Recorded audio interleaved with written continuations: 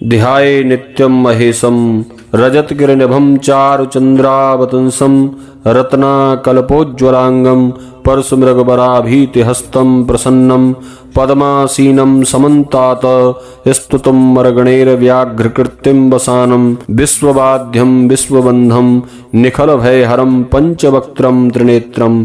नमस्कार प्रिय बंधुओं, आप सभी का हमारे YouTube चैनल में बहुत बहुत स्वागत है। आज के इस वीडियो में आप श्रवण करेंगे श्री रामचरितमानस के अनुसार भगवान शिव मां पार्वती के विवाह की पवित्र पावनी कथा। महाशिवरात्रि के पवित्र पावन पुण्यमय पर्व पर आप सभी शिव भक्तों को यह कथा श्रवण करनी चाहिए। भगवान शिव की कृपा प्राप्त करने के लिए चैनल पर नए हैं, कृपया चैनल को सब्सक्राइब करके बेल आइकन को प्रेस कर दें, जिससे कि हमारे चैनल पर आगे आने वाले सभी व्रत त्योहारों की जानकारी, व्रत कथाएं आपको प्राप्त होती रहें। वीडियो को लाइक करके कमेंट में ओम नमः शिवाय जरूर लिख दें। तो चलिए प्रारंभ करते हैं आज के इस वीडियो को। एक बार प्रेम से कहिए, बोलिए भगवान शंकर की जय, पार्वती माता की जय। बंधुओं, गोस्वामी तुलसीदास जी महाराज कहते हैं, वेदों में जिस प्रकार विवाह की रीति कही गई है, महामुनियों ने वह सभी रीति करवाई भगवान शिव मां पार्वती के विवाह में। पर्वतराज हिमाचल ने हाथ में कुश लेकर तथा कन्या का हाथ पकड़कर उन्हें भवानी शिव पत्नी जानकर शिवजी को समर्पण किया। जब महेश्वर शिवजी ने पार्वती का पाण ग्रहण किया, तब इंद्र आदि सब देवता हृदय में बड़े ही हर्षित हुए। श्रेष्ठ मुनिगण वेद मंत्रों का उच्चारण करने लगे और देवगण शिवजी का जय जयकार करने लगे। अनेकों प्रकार के बाजे बजने लगे। आकाश में नाना प्रकार के फूलों की वर्षा हुई। शिव पार्वती का विवाह हो गया। सारे ब्रह्मांड में आनंद भर गया।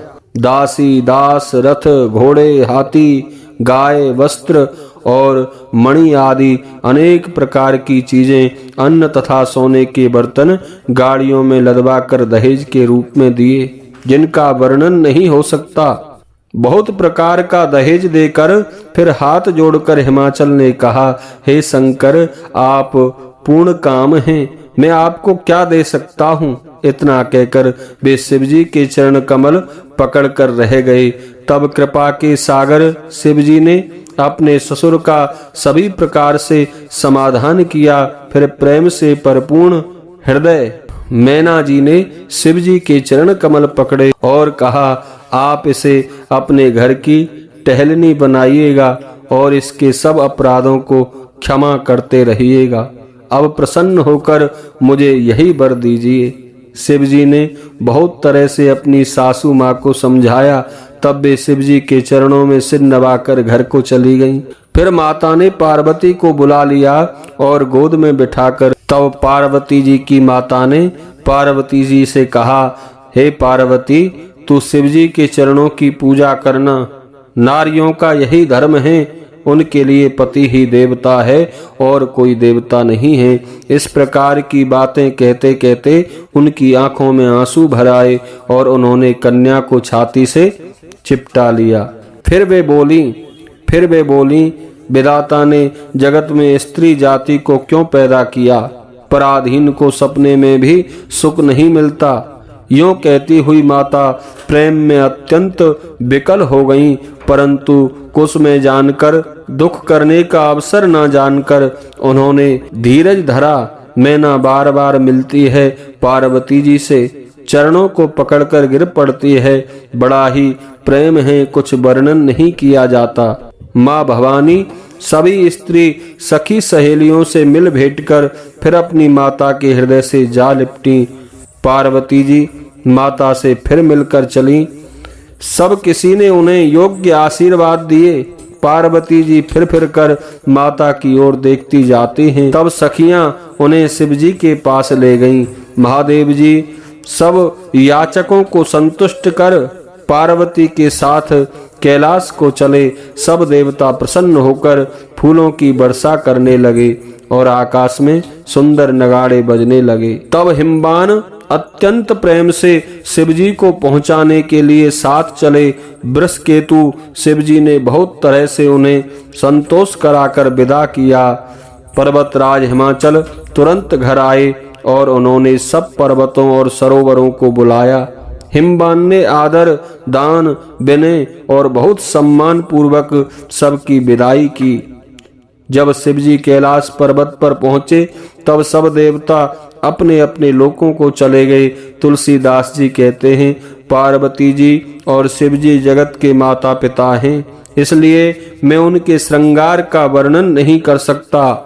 शिव पार्वती विविध प्रकार के भोग विलास करते हुए अपने गणों सहित कैलाश पर रहने लगे। वे नित्य नए विहार करते रहे। इस प्रकार बहुत समय बीत गया। तब 6 मुख वाले पुत्र स्वामी कार्तिकेय का जन्म हुआ, जिन्होंने बड़े होने पर युद्ध में तारकासुर को मारा। वेद शास्त्र और पुराणों में स्वामी कार्तिकेय के जन्म की कथा प्रसिद्ध है, सारा जगत उन्हें जानता है। षडानन स्वामी कार्तिकेय के जन्म, कर्म, प्रताप और महान पुरुषार्थ को सारा जगत जानता है। तुलसीदास जी कहते हैं, इसलिए मैंने वृषकेतु शिवजी के पुत्र का चरित्र यहाँ संक्षिप्त में कहा है। शिव पार्वती के विवाह की इस कथा को जो स्त्री पुरुष कहेंगे और गाएंगे, वे सब कल्याण के कार्यों और विवाह आदि मंगलों में सदा सुख पाएंगे। गिरजापति महादेव जी का चरित्र समुद्र के समान अपार है, उसका पार वेद भी नहीं पाते। तब अत्यंत मंद बुद्धि और गंवार तुलसीदास उसका वर्णन कैसे कर सकता है। शिव जी के रसीले और सुहावने चरित्र को सुनकर मुनि भरद्वाज जी ने बहुत ही सुख पाया। कथा सुनने की उनकी लालसा बहुत बढ़ गई। नेत्रों में जल भर आया तथा रोमावली खड़ी हो गई। वे प्रेम में मुग्ध हो गए, मुख से वाणी नहीं निकली। उनकी यह दशा देखकर ज्ञानी मुनि याज्ञवल्क बहुत प्रसन्न हुए और बोले, हे मुनीश्वर, आहा, तुम्हारा जन्म धन्य है।